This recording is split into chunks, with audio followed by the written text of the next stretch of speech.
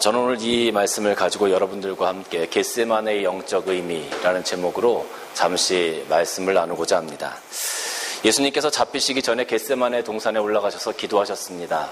제자들과 함께 그곳에 올라가서 기도하셨을 때에 예수님은 정말로 힘쓰고 애써서 기도하셨는데 제자들은 그만 잠에 빠져버렸죠. 예수님께서 너무나 힘쓰고 애써서 기도하시면서 정말로 오늘 말씀을 보니까 이 땀방울이 핏방울같이 되었다라고 성경은 기록하고 있습니다. 예수님께서 그렇게 힘쓰고 애써 기도하신 어떤 그 이유가 무엇일까? 또 제자들에게 늘 깨어 기도하라고 말씀하신 그 의미는 무엇일까? 오늘 이 겟세마네 동산에서 예수님께서 기도하신 모습을 살펴보면서 우리가 이 겟세마네 동산에 있는 영적 의미를 함께 좀 살펴보고자 합니다. 첫 번째는 예수님께서는 아버지의 뜻대로 기도하셨습니다. 42절 말씀 보면 이르시되 아버지여 만일 아버지의 뜻이거든 이 잔을 내게서 옮기시옵소서. 그러나 내 원대로 마옵시고 아버지의 원대로 되기를 원하나이다 라고 기도하셨습니다. 여러분 오늘날 현대인들이 이 시대를 살아가고 있는 크리스찬들이 기도를 많이 해요. 또 기도를 많이 해야 된다고 말을 합니다. 그런데 우리가 기도할 때 많은 그리스도인들이 어떻게 기도를 하냐면 자판기식 기도를 많이 합니다. 무슨 이야기냐면 우리가 자판기에 가서 뭔가 커피를 꺼내 먹든지 콜라를 꺼내 먹든지 할 때 동전을 넣고 그 콜라 버튼을 누르고 그러면 콜라 캔이 뚝 떨어집니다. 그러면 우리는 그것에 굉장히 만족해하면서 콜라를 집어들고 마시지요. 기도를 함에 있어서도 우리가 이와 같이 기도를 하는 분들이 굉장히 많아요. 무슨 얘기냐면 우리가 하나님한테 기도의 제목을 가지고 갑니다. 하나님 이거 꼭 이렇게 해주셔야 돼요. 그리고 동전을 탁 넣습니다. 그리고 하나님 이거는 정말 이렇게 해주셔야 돼요. 그리고 자기가 원하는 기도 응답의 버튼을 누르죠. 그것이 대학 입시든 건강이든 돈이든 무엇이든지 간에 자기가 원하는 기도의 제목을 눌러요. 그리고 하나님 이거 꼭 이거 해주셔야 돼요. 그렇게 얘기를 해요. 그리고 나서 자기가 눌렀던 기도의 응답의 결과가 만약에 그 앞 밑으로 뚝 떨어집니다. 내가 대학을 놓고 기도했을 때 그 대학이라는 것이 또 내가 물질을 가지고 기도했을 때 그 물질이라는 것이 결과적으로 탁 나오게 되면 사람들은 어떻게 할까요? 야, 역시 하나님이야. 하나님이 날 위해서 응답하셨어. 하나님 최고야. 이렇게 막 얘기를 하죠. 그런데 여러분 한번 생각해 보세요. 만약에 여러분들이 자판기 앞에 서서 콜라를 먹으려고 돈을 넣고 콜라를 눌렀는데 환타가 나온 거예요. 그럼 여러분 기분이 어떻겠습니까? 아니 이거 뭐야? 난 분명히 콜라를 누르고 콜라를 원했는데 환타가 나왔어. 그럼 사람들은 분명히 기분이 조금 상할 겁니다. 이거 뭐가 잘못됐구나. 그런데 이거보다 더 심각한 문제가 있어요. 그건 뭐냐면 돈을 넣고 눌렀는데 아무것도 안 나왔을 때. 그러면 얼마나 사람이 짜증이 나겠습니까? 그렇지 않습니까? 우리 현대인들이 기도할 때도 이와 같다는 거예요. 우리가 하나님한테 어떤 것을 원하면서 기도를 합니다. 그리고 하나님 이 기도에 응답을 해주셔야 돼요 하고서 그 버튼을 꼭 누르죠. 그랬을 때 하나님께서 우리가 원하는 기도의 결과 그걸 주시면 우리는 굉장히 행복해합니다. 하나님으로부터 응답받았다고 생각을 해요. 그런데 만약에 우리가 누른 결과가 아니고 다른 결과가 나왔어요. 우리가 생각하지도 못한 다른 결과가 나왔어요. 내가 원했던 결과가 아니에요. 그러면 우리는 하나님 왜 내가 원했던 건 이게 아닌데 왜 이걸 저에게 허락하셨습니까? 하고 불평하기도 하고 낙심하기도 하죠. 그런데 더 심각한 것은 뭐냐면 우리가 분명히 기도했어요. 말씀에 보면 분명히 기도하면 하나님께서 응답하시겠다고 했는데 기도를 하고 우리가 그 기도의 동전을 자판기 안에 계속 넣었는데 문제는 자판기에서 아무것도 나오지 않는다는 거. 그럼 많은 사람들이 마음이 상하고 실족해서 하나님이 없구나. 하나님을 떠나게 되어지는 그런 결과들도 생겨지게 된다는 거죠.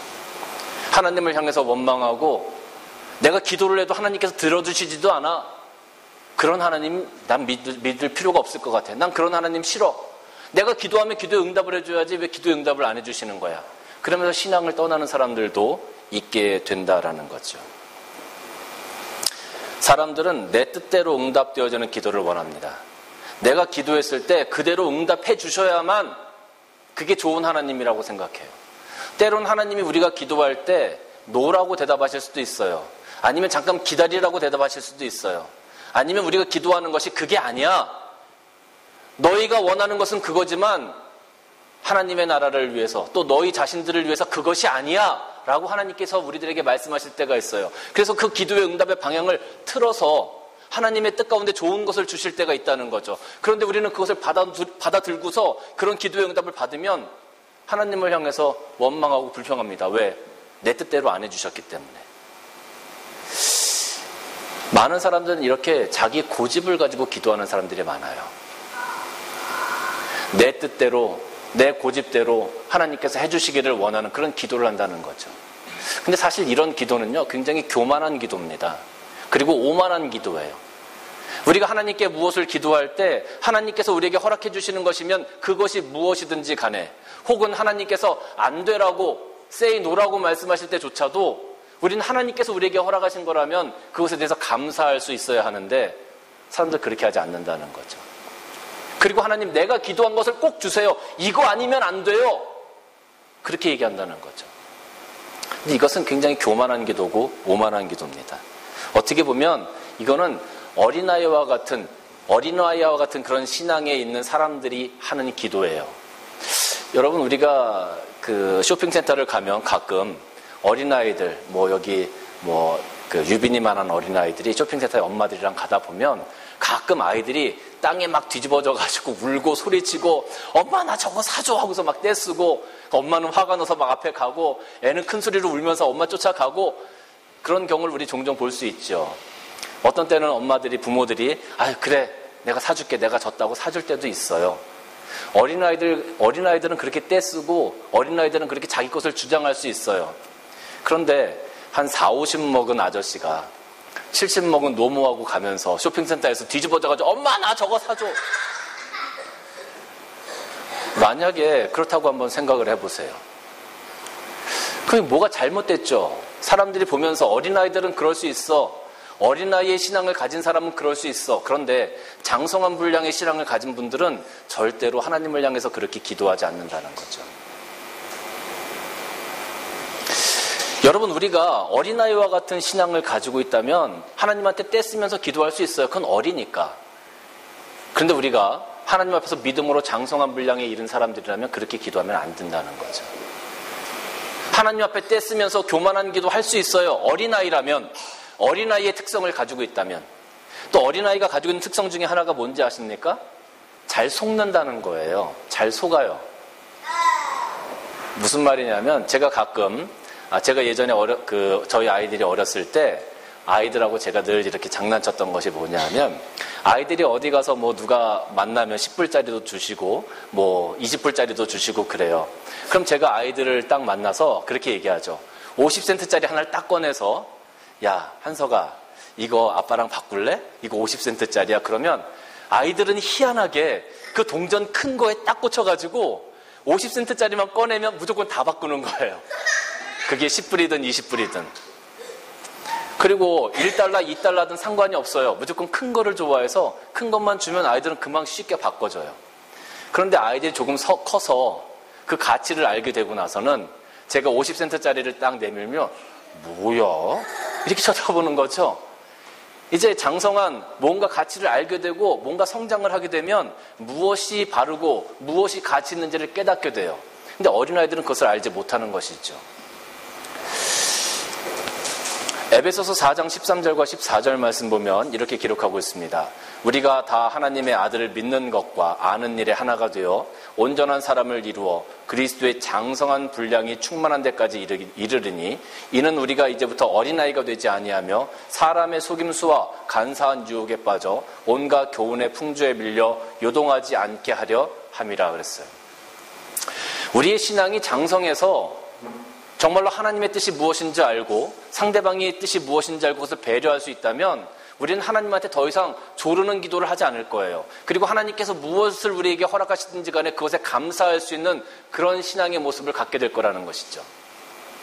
그런데 아직도 어린아이와 같은 그런 신앙을 가지고 있는 분들은 여전히 하나님께 조르고, 여전히 내 뜻대로 해주지 않으면 짜증을 내고, 여전히 내 뜻대로 이루어지지 않으면 불만을 갖고 낙심을 하고, 또 사탄은 우리가 그렇게 하기를 원해요. 자꾸 우리를 속여요.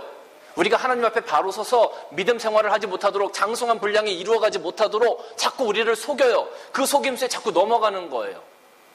그러면서 여전히 신앙생활을 1년을 하든 10년을 하든 수십 년을 하더라도 여전히 그 사단에게 속아서 하나님 앞에서 교만한 기도, 자기 고집을 내세우는 기도, 오만한 기도를 하게 된다라는 거죠. 근데 오늘 예수님의 모습은 어땠습니까? 오늘 예수님의 모습은 예수님께서 기도하셨어요. 그리고 나서 그러나 내 뜻대로 하지 마옵시고 아버지의 뜻대로 하옵소서. 이게 장성한 분량에 이른 사람들의 기도의 모습이라는 거예요. 오늘 겟세마네 동산에서 주님께서 우리들에게 보여주신 기도의 모습은 어린아이와 같은 기도의 모습이 아니라 장성한 분량에 이른 그런 사람의 모습이었습니다. 사랑하는 성도 여러분, 주님께서 겟세마네 동산에 올라가서 기도하실 때에 우리들의 신앙이 그 예수님의 기도하시는 모습을 바라보면서 이제 조금 더 성장하고 장성한 믿음의 분량에 이르러서 그러한 기도, 하나님께서 기뻐하시는 예수님과 같은 기도를 하기를 원하셨던 겁니다.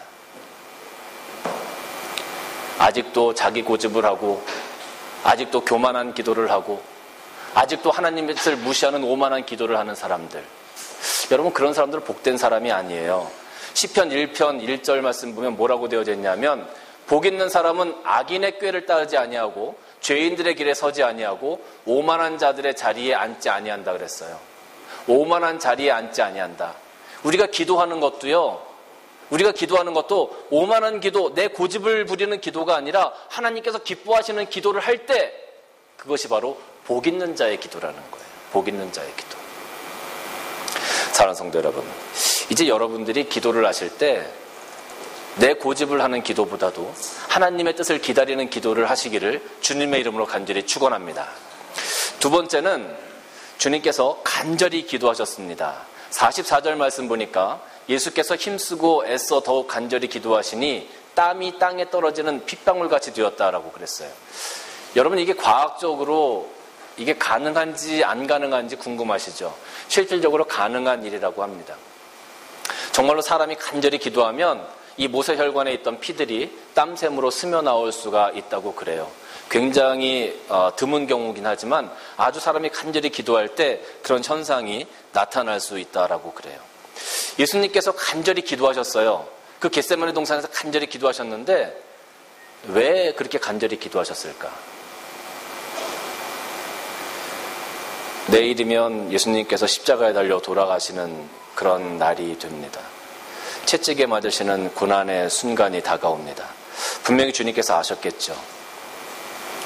그때 당시에 유대인들이 사용했던 그 채찍에는 그 채찍 끝에 쇠구슬들이 달려 있었습니다. 그것으로 한 대 맞을 때마다 등에 있는 살들이 패어 나가게 됩니다. 수십 센치 되어지는 큰 대못으로 손과 발에 못질을 당하게 되어집니다. 또 창으로 허리를 찔리워서 물과 피를 쏟아나게 됩니다. 그때 느끼는 고통은 아마 이루 말할 수 없을 겁니다. 특별히 사람이 그 십자가에 달려서 피와 물을 흘리면 굉장히 갈증이 오게 되죠. 탈수 현상이 오게 됩니다. 저는 땀을 많이 흘리는 편입니다. 땀을 조금 흘리면 막 갈증이 나서 견딜 수가 없어요. 사람이 굉장히 예민해지더라고요. 아마 예수님이 그런 고통, 그런 심각한 고통을 생각하시면서 분명히 아마 간절히 기도하셨을 겁니다. 이렇게 많은 분들이 설교를 하셨었습니다. 근데 여러분, 정말로 예수님께서 그 육신의 고통, 십자가에 달리는 그 고통 때문에 이렇게 간절히 기도하셨을까요? 하나님의 아들이시고 인성과 신성을 가지고 계신 그 예수님께서 그 육신의 고통 때문에 이 육신의 고통 너무 힘드니까 내가 이것을 피할 수 있게 해주세요라고 하나님께 기도하셨을까요? 그것 때문에 그렇게 간절히 기도하셨을까요? 그 당시에 많은 죄인들도 십자가에 달려 죽었습니다. 예수님이 당했던 그런 사형의 방식을 통해서 많은 사람들이 죽었어요. 근데 하나님의 아들이신 분이, 하나님께서 육신의 몸을 입으시고 이 땅에 오셨던 그 예수님께서 그 육신의 고통 때문에 내가 이것을 안 했으면 좋겠다. 하나님 이 잔을 제게서 옮길 수 있으면 옮겨주세요. 이렇게 기도하셨을까요?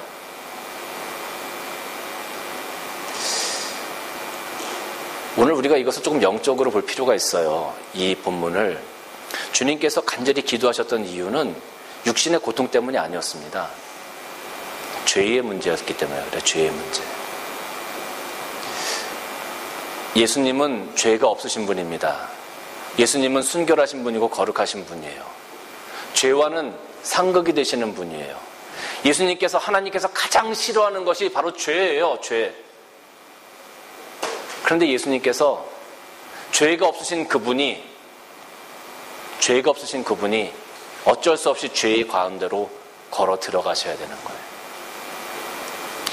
요한복음 18장 38절 말씀 보면 빌라도가 이르되 진리가 무엇이냐 하더라. 이 말을 하고 다시 유대인들에게 나가서 이르되 나는 그에게서 아무 죄도 찾지 못했다.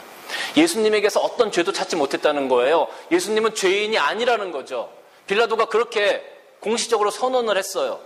고린도후서 5장 21절 말씀 보면 하나님이 죄를 알지도 못하신 이를 우리를 대신하여 죄로 삼으신 것은 우리로 하여금 그 안에서 하나님의 의가 되게 하려 하심이라. 하나님조차도 예수님은 죄가 없다라고 선언하고 계셔요. 그 죄 없으신 분이 자기 죄도 아니고 우리 모든 사람들의 죄를 위해서 그 죄 때문에 그 십자가 안에 그 죄 가운데 이 엄청난 큰 죄를 다 짊어지고 그 고난의 길을 걸어가셔야 됐던 거예요. 육신의 고통 때문이 아니라 정말로 예수님이 가장 경멸하고 예수님이 가장 싫어하고 예수님이 정말로 서기 싫었던 그 자리에 예수님이 인류의 죄를 짊어지고 서서야 됐다는 거죠.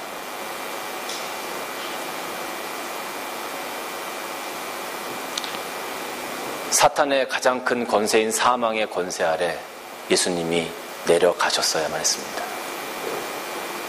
그 예수님은 어떻게 보면 정말로 그 죄라는 것은 생각만 해도 끔찍한데 이 모든 것들을 다 짊어지고 그 가운데 서셔야 됐었던 그 죄의 한가운데 서셔야 됐었던 그 예수님의 심정이 주님, 아버지, 이것을 만약에 옮길 수만 있다면 제게서 옮겨주세요.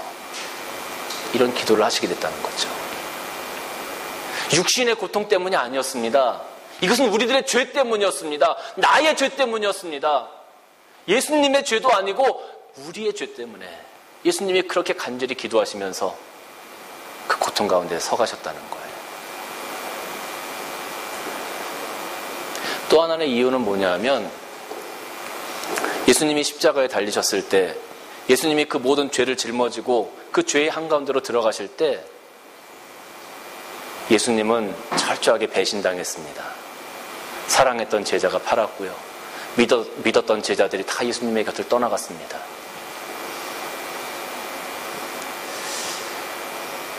내 죄 때문이 아니고 인류의 죄 때문에 그 자리에 섰는데 아무도 예수님을 인정해주지 않았어요.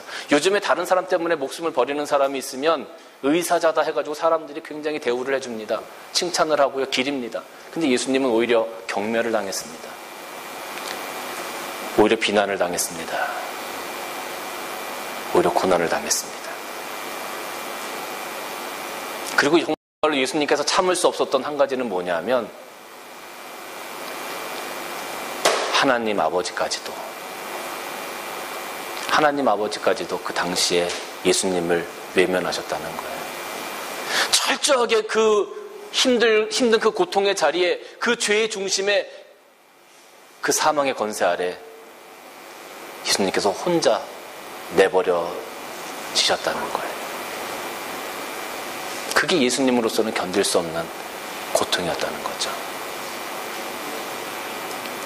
마가복음 15장 34절 말씀 보면 제9시에 예수께서 크게 소리 지르되 엘리 엘리 라마 사막다니 하시니 이를 번역하면 나의 하나님 나의 하나님 어찌하여 나를 버리셨나이까. 나의 하나님 나의 하나님 어찌하여 나를 버리셨나이까.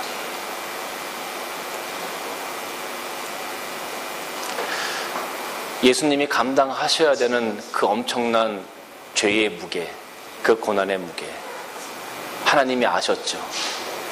그런데 예수님께서 반드시 그것을 하셔야만 하니까, 인류의 죄를 해결하셔야만 하니까, 우리들의 죄를 해결해야만 하니까 어쩔 수 없이 독생자 아들 예수를 그 자리에 세우신 거예요. 그게 얼마나 하나님께서 고통스러우셨겠어요. 예수님께서 그 죄의 자리에 서 계시는 것이 얼마나 힘이 드셨겠어요. 그것 때문에 예수님께서 이렇게 몸부림치시면서 기도하신 거예요. 육신의 고통이요? 하나님한테, 예수님한테 인성과 신성을 다 가지고 계신 그분에게 육신의 고통이 무슨 상관이 있겠습니까? 우리들의 죄의 문제 때문에 그렇게 몸부림치면서 기도하셨다는 거죠. 하나님과의 관계가 단절되어지고 하나님의 음성을 더 이상 들을 수 없고 하나님께서 나를 외면하신 그것이 견딜 수가 없었던 거예요. 사랑하는 성도 여러분, 우린 예수님의 이런 기도의 모습을 바라보면서 내 스스로가 우리가 이 땅에서 살아갈 때요, 하나님과 단절되어져가는 그 고통, 우리 역시 그것을 느껴야 합니다. 내가 하나님의 음성을 들을 수 없고, 내가 하나님께 더욱더 기도할 수 없고, 내가 하나님의 말씀 가운데 은혜를 받을 수 없고, 내 입으로 예배하지 못하고 내 입술로 찬양하지 못하는 하나님과 관계에 있어서 단절된 것, 그것을 우리는 예수님께서 이렇게 몸부림치면서 기도하셨던 것처럼 우리도 몸부림치면서 하나님 앞에 기도하며 그것을 극복하려고 노력해야 된다는 거예요. 어떤 사람들은 이미 타성에 젖어서 하나님의 음성을 듣지 못해도, 성령의 인도하심을 받지 못해도, 기도하지 않아도 무감각해져 버렸어요. 더 이상 그것 때문에 몸부림치지 않아요. 그것 때문에 아파하지 않아요. 그것 때문에 고통당하지 않아요. 여러분, 우리가 기도하지 못하고 예배하지 못하고 하나님과의 관계가 단절되어진다면 이것은 그리스도인으로서 사형 선고나 마찬가지입니다. 그런데도 우리는 이 땅에서 행복하고 즐겁게 룰루랄라 하면서 살아가요. 이게 말이 됩니까? 예수님은 우리에게 그렇게 살아가지 말라고 오늘 이 겟세마네 동산에서 몸부림치시면서 기도하셨어요. 몸부림치시면서 떨어지는 땀방울이 핏방울이 되도록 간절히 기도하셨다는 거죠. 하나님과의 관계가 단절되어진 그것을 생각하십니다. 사랑하는 성도 여러분, 여러분이 이 땅에서 살아가실 때에 저는 성령의 인도하심을 순간순간 받으며 여러분의 발걸음을 옮겨 나가시기를 주님의 이름으로 간절히 축원합니다. 하나님의 관계가 회복되어지고 여러분의 삶이 예배가 되어지고 여러분의 입술에 찬양이 넘쳐지고 여러분의 영혼이 날마다 하나님의 앞에 기도할 수 있는 그런 귀한 관계를 가지시기를 주님의 이름으로 간절히 축원합니다. 우리가 그런 모습으로 세워져 가기를 예수님께서 원하셨던 거예요. 그래서 우리에게 이런 모습을 보여주신 거죠. 세 번째는 연약한 제자들에게 예수님께서 당부하신 말씀인데요. 45절 말씀 보면 기도 후에 일어나 제자들에게 가서 슬픔으로 인하여 잠든 것을 보시고 이르시되 어찌하여 자느냐, 시험에 들지 않게 일어나 기도하라 라고 말씀하셨어요. 사실 이 말씀은 두 번째 말씀과 연결되어지는 말씀이기는 한데요. 여러분, 우리가 제자들을 가만히 보면 육신적으로 굉장히 힘들었어요. 피곤했을 겁니다. 그러니까 예수님께서 기도하라고 하시고 잠깐 떨어져서 기도하실 때에 제자들이 잠이 들었단 말이죠. 우리가 이 땅에서 살아갈 때 육신적으로 힘들고 어려운 상황을 우리가 만날 때가 참 많이 있어요.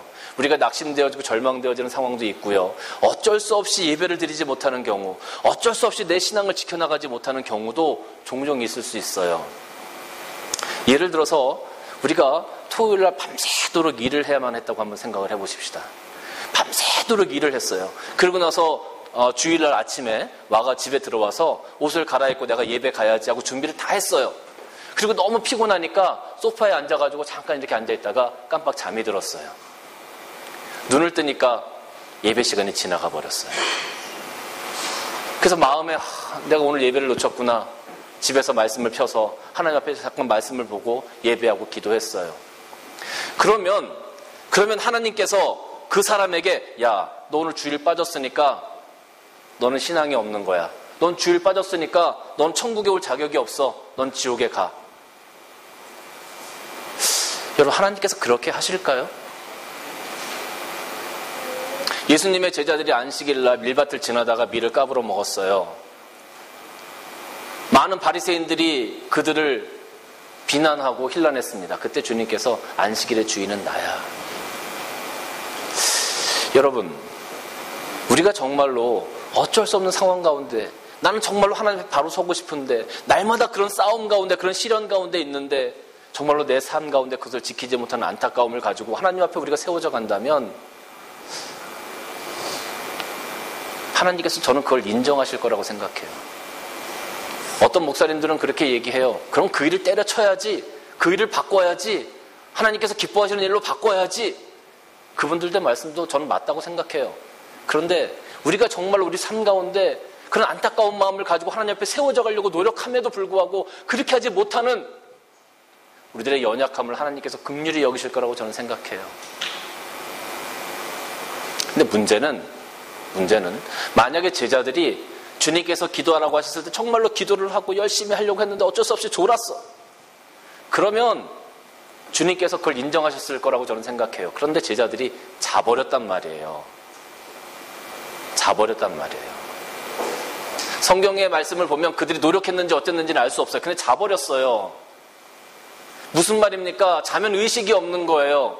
자기들이 무엇을 해야 될지 사명에 대한 의식이 없는 거예요. 자기들이 무엇을 하고 있는지 죄에 대한 의식이 없는 거예요. 우리가 이 땅에서 살아가면서 정말로 하나님, 내가 하나님 앞에서 바로 세워지기를 원합니다. 치열한 영적을 싸움을 해가면서 어쩔 수 없이 깨지고 무너져서 내가 졌어. 하나님께서 우리를 긍휼히 여기시고 우리를 토닥거리시겠죠. 용기를 주시겠죠. 그런데 그런 의식 없이 그냥 매일매일 하루하루의 삶을 죄의식 없이 하나님과 동떨어진 상태로 살아가 버리는 거예요. 그건 문제가 있다는 거죠. 그건 문제가 있다는 거예요. 순간순간 우리가 살아가면서 하나님에 대한 생각 없이, 죄의식 없이, 다른 사람들 다 그렇게 하니까 나도 그렇게 하는 거지. 뭐 다른 사람들도 다 이렇게 하는데, 뭐 우리 교회 보니까 장로님도 저렇게 하던데 뭐 내가 이렇게 하는 거 가지고 뭐라 그러겠어? 사람들은 뭐라고 안 할 수 있어요. 그런데 우리의 신앙은 사람을 향한 게 아니잖아요. 우리의 신앙은 하나님을 향한 거잖아요. 하나님이 보실 때 어떠할지를 우리가 생각해야 된다는 거예요. 사람이 볼 때 어떠할지를 생각하는 것이 아니라 하나님이 나를 보실 때 내 신앙을 어떻게 판단하실까? 우리 교회 장로님 다 그러니까 우리 교회 안수지사님도 다 저렇게 하는데 뭐 어때? 그게 아니에요. 하나님이 나를 바라보실 때, 내 신앙을 바라보실 때 하나님이 어떻게 판단하실까? 내가 정말로 하나님 앞에서 하고 싶은데, 최선을 다하고 싶은데 못하는 모습을 보고 하나님 나를 위로해 주실까? 격려해 주실까?